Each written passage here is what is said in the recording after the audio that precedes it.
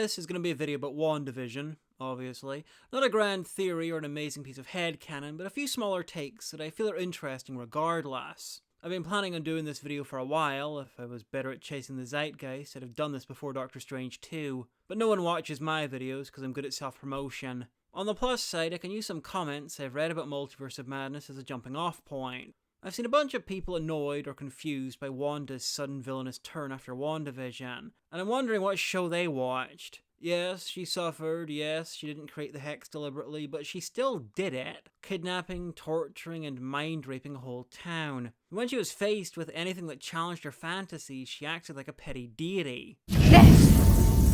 All of this is for us, so let me handle it. Then, she reluctantly gives up her imaginary friends in order to save her thousands of innocent victims, and she cries about it. A lot. And at the end, she takes an evil tome of evil, deliberately kidnaps, tortures, and mind rapes the real hero, Agatha, and then flies off to corrupt herself. She's a villain, a sympathetic villain, an anti-villain, but still a villain. And WandaVision was her supervillain origin story. Even Vision realizes it. He spends a bunch of time doing his best to oppose her, and when White Vision remembers who he is, the being of pure logic that he is, the first thing he does is get the hell away from her. Anyway, on to Agatha, the real hero. Agatha was born in the 17th century, probably. She showed an aptitude for magic and was punished for it. Yes, she killed her mother and the rest of their coven, but that was a mixture of accident and self-defense. She then took all her magic powers and hid for centuries, not making waves, not murdering people in a mad quest to get the real versions of her imaginary children, and not getting corrupted by that evil tome she mastered. Agatha wanted Wanda's powers, and frankly, she should have had them. Less people would be dead right now, less families would be grieving, and less children would be traumatized for fucking life. Yeah, she killed a dog and hurt 2 kids, but none of them are real. They were constructs. Agatha was not the villain of WandaVision. She just played the part of one because she was trying to bring Wanda's world down. The Hex was Wanda's narrative, and anyone opposed to it was evil. Hence Agatha deliberately playing the part of the villain, even though she was objectively right. The Hex needed to end, and those powers were much safer with her. I take power from the undeserving. It's kind of my thing. If Multiverse of Madness proved anything, it's that Wanda is very undeserving. Anyway, now I'm going to talk about some of those Easter eggs in WandaVision that caused so much vocal disappointment. Some of it was very clearly silly. For instance, Reed Richards was never going to be that aerospace engineer. Mephisto is a little less ridiculous. He does feature in the comics, and they put a lot of pointless references in there. The devil's in the details, Bev. That's not the only place he is. And Paul Bettany's trolling about working with an actor that he's admired for a long time was just masterful. I work with this actor that I have always wanted to work with. Oh! And we have fireworks together. But Quicksilver is a special case. As far as I can tell, either every interview done since the show aired is full of crap, and they originally planned on having Ralph Bohner be the Fox vs. Quicksilver and it was changed, or WandaVision is monumentally incompetent and malicious. The story literally makes less sense with him being a random denizen of Westview. Agatha can apparently gift people powers and make them work for her, but she doesn't do that to anyone else, even though that would be very useful in her efforts to battle the most powerful witch alive. When the necklace controlling him was removed, he reverted to his Ralph Bohner personality, and we're supposed to accept that that's his actual personality when the other people in the Hex got their identities overwritten. Except for Monica Rambeau and Agnes, but they're both special cases. And the Sword Agents, but they entered as was falling apart. On top of all that, right when Quicksilver arrives at Wanda and Vision's, an alarm blares outside. She recast Pietro?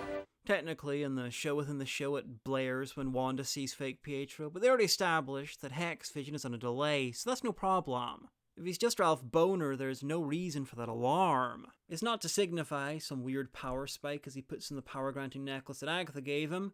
He already has it on. It's because something has entered the Hex. At least that's the implication, and still the only explanation that makes sense.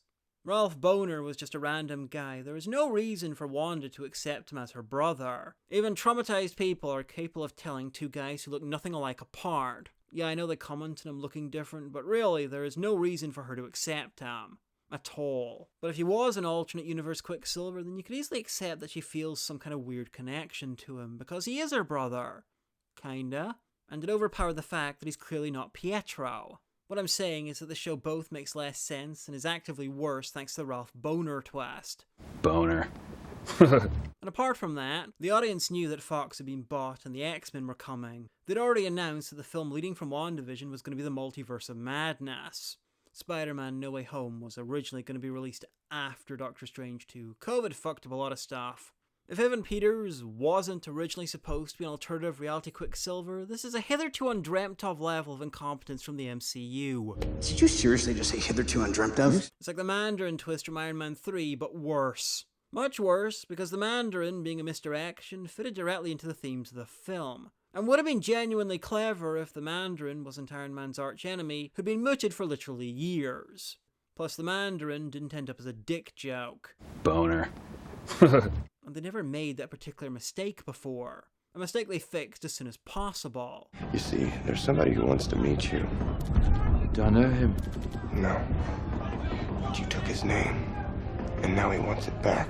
If Pietro wasn't originally Quicksilver until the plan changed at some point, it's downright malicious, incompetent storytelling, and designed to fuck over the audience in an amount directly proportional to how much they were paying attention. We know that certain big things changed because they've admitted as much. For instance, Doctor Strange was originally supposed to be in the last episode. The adverts were his attempts to reach Wanda and the Hex, but sometime in production they changed their mind and Strange was dropped. And hell, one of the adverts was for Nexus, a clear multiverse reference. And they didn't just make creative changes. Darcy was supposed to actually feature in the finale, but was relegated to driving into a scene and yelling something. Have fun in prison!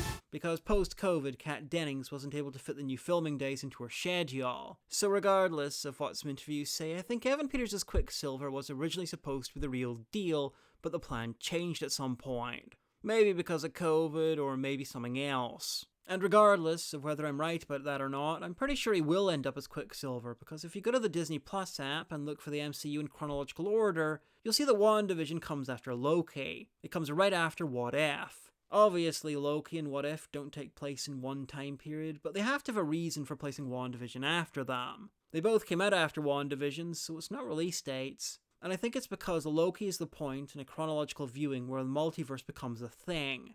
Beforehand on that list, it's just the MCU. After it, there's other realities, because that's what literally happens at the end of Loki. Choosing to place Loki in What If before WandaVision indicates to me that they're going to retcon the multiverse into WandaVision. It'd make the Ralph Boner haters happy, Peters' Quicksilver is generally considered to be one of the high points of the Foxverse, and it'd give the MCU another Quicksilver without undoing the sacrifice in Age of Ultron. Remember, the MCU has taken its stupider decisions and spun them into gold before.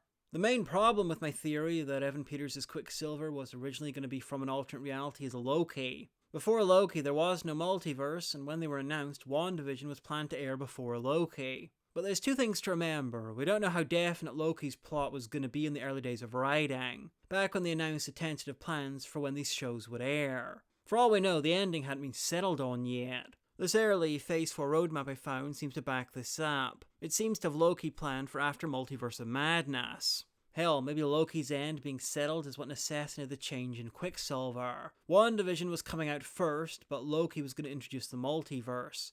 So having Fox vs. Quicksilver and WandaVision would just confuse people. But now they're both out, that's not a problem anymore. And there's also the possibility that Ralph was intended to be the Fox vs. Quicksilver all along, but they never intended to reveal that in WandaVision. Maybe they're playing the long game. The main thing is that Evan Peters is definitely Quicksilver, and it's damn silly if he's not.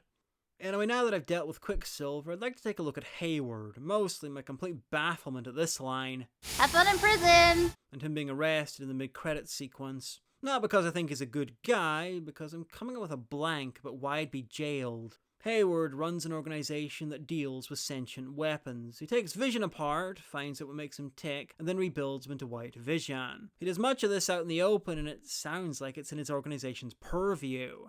Hell, he was doing some of it in front of Wanda. If he was breaking any laws and dissecting and analysing Vision, she easily could have been shut down. She has the ear of Nick Fury and the powers of a mad god. I've seen it argued that bringing Vision back online was somehow a violation of the Sokovia Accords, but I really don't see how. He got some busted technology working again, and he was openly working on that project for years. Now, when he made it look like Wanda stole Vision's body and she rebuilt it, that would be a violation of the Sokovia Accords. 9 days ago, Maximoff stormed our facility, stole the Vision's body, and resurrected him. Because she's a private citizen. The Sokovia Accords was about putting super beings in the hands of the government, which is what SWORD is. Different standards clearly apply. If Wanda, herself, alone, had resurrected Vision, it would be a violation of the Accords. But Hayward, an official SWORD business doing it, isn't. Yeah, White Vision flew off, but that's not a jailable offense. It's the sort of thing you risk when dealing with sentient weapons. The people at Westview were released, the Hex came down, and no one died. On paper, that is a very fine result. It's also noted that Vision's resurrection was against Vision's living will. And the Vision's own living will. He didn't want to be anybody's weapon.